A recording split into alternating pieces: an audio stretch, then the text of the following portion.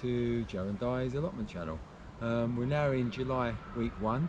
If you've been following our channel, you know we're trying to do a weekly series throughout the whole allotment year for allotment holders and kitchen gardeners of jobs to do each week of the year. So we're now in July week 1. Thankfully the jobs start to reduce a bit as the summer goes on. It's all a mad rush in April and May. And now we spend quite a lot of time harvesting as well now, which is getting something back basically.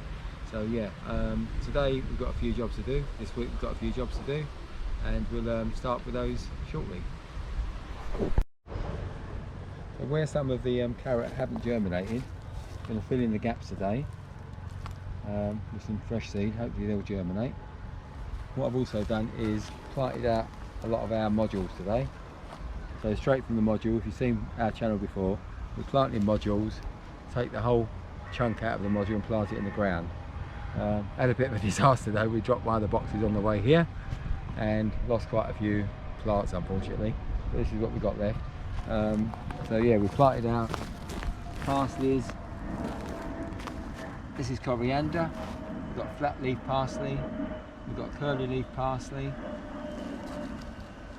we've got some more coriander, some endive, some perpetual spinach and chard in that area, and some beetroot in this area. I think I dropped, one of the things I dropped was actually a nicer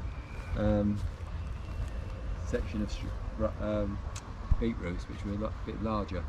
We've got a bit of purslane over there. So all these have been put into this empty bed, which was the broad bean bed up to last week when we harvested it. So that's now filled that bed up to this end, and this end we've got some areas for planting for ready. We'll put some radish and more carrots in there as well.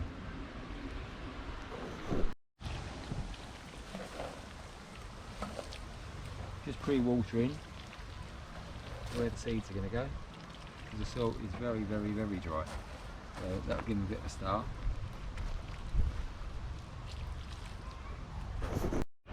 So he's going to put some French breakfast in here, radishes. They won't take too long to germinate. They should give us a crop in sort of 3 to 4 weeks hopefully. And in this row I'm going to put winter radish, which grows for a lot longer. It's a sort of long variety, which won't be ready for quite a few weeks now. Try and do them thinly, because they're quite large plants.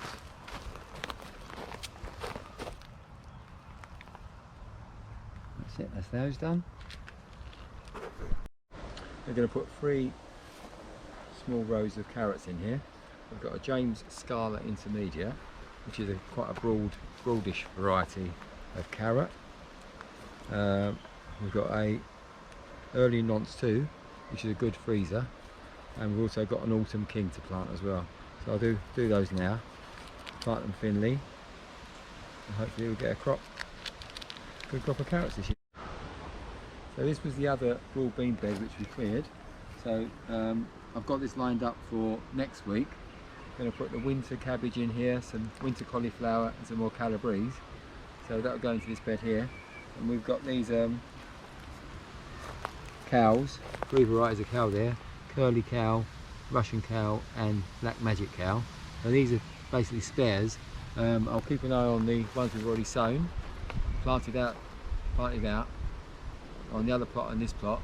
So if any sort of die off or whatever, there's a gap in, I can fill the gaps up with these. If they're left over and I've got space somewhere, I'll put those in. So what I'll do is I'll leave these down the allotment now and just cover them over with a bit of netting. So we've got an empty space here. I think this was where the summer spinach was, which went to seed, so I pulled it out a few days ago. I'm going to put some, don't like to have empty spaces, so I'm going to put some dwarf French beans in here, Canadian Wonder. So they go about 4 inches apart and about 2 inches deep.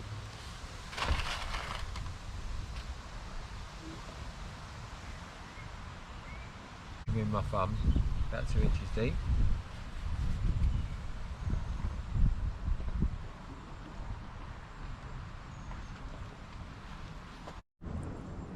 So another job for this week is to, I'm going to comfrey feed the tomatoes, the corn, cucumbers and the marrows at the other end. So I've filled the comfrey up to about that level, and I'll top it up with water now.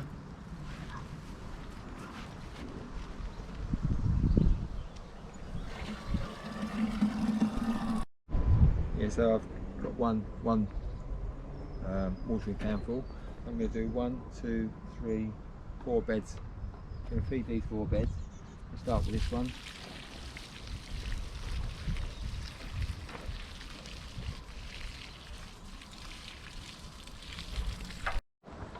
So the aim would be to give them all the feed probably once every week to 10 days now. Help the fruit form. So we've started harvesting peas. We'll harvest some more today. They're lovely. So lovely and sweet as well. Lovely. We'll get on and harvest some of those now. Yeah. We'll fill up a little container full.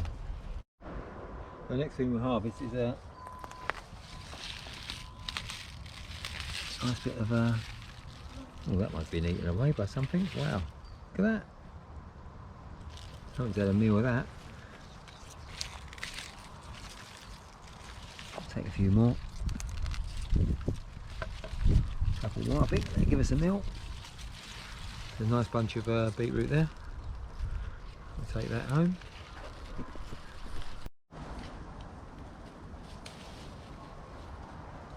Just picking some raspberries. They're quite small, but they're quite tasty. They go nice on the muesli, so lovely.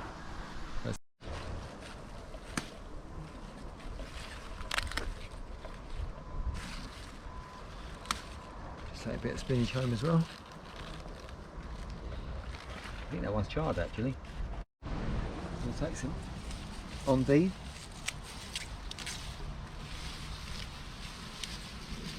The whole branch of it, easy. Nice bunch of endive there. We'll take some coriander and some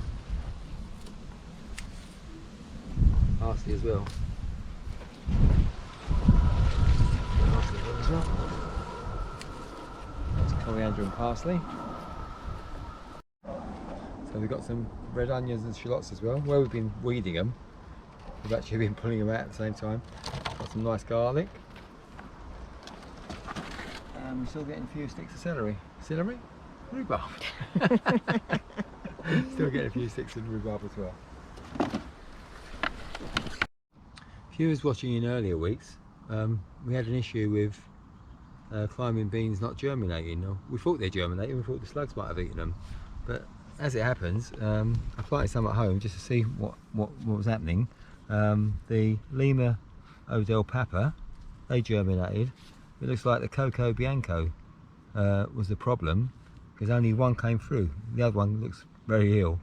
So out of sort of 9 modules, 1, and out of 3 modules I got 4.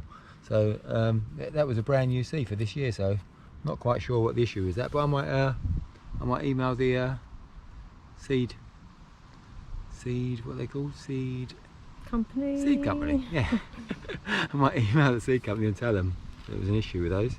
So what I'll do is I'll fill in the gaps anyway with the ones we've got here.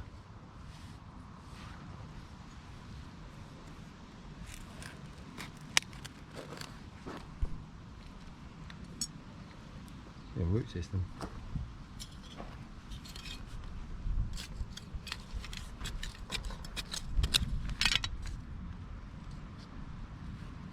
Give those a watering and hopefully they'll get away. Just harvested some first early rocket. So there's probably enough there for a couple of meals. Lovely, nice sized potato.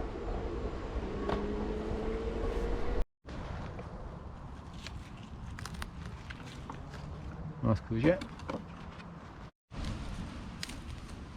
The raw beans are ready, so we'll take some of these home. They're nice and plump. You can feel that the bean is solid inside. So we'll take a punnet of those home as well. Start using them. So we've got a load already in the freezer from the autumn plantings. We'll use these ones fresh on a weekly basis till they're gone.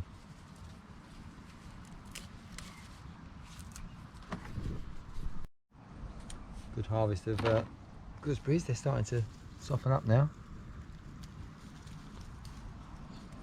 Gooseberry fall. That'd be nice. Rhubarb fall just finishing, gooseberry fall just starting.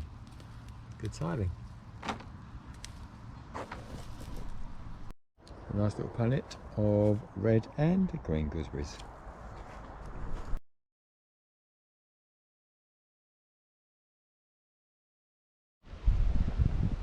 Starting to get some flowers now on the climbing beans, which is good. So final few jobs for week 1 of July. Got to liquid comfrey feed all the marrows, courgettes and pumpkins, and also liquid feed the climbing beans now they're growing and flowering. So yeah, so that's the final job. And also the only thing I've got to sow in modules this week is endive, so I'll get that done next few days as well. So that's all the jobs for week 1 of July. Hope you've enjoyed the video. Give us a thumbs up if you have, and if you want to see what we do in week 2 of July, please subscribe at the bottom and follow our journey through the allotment year. Happy gardening, everybody.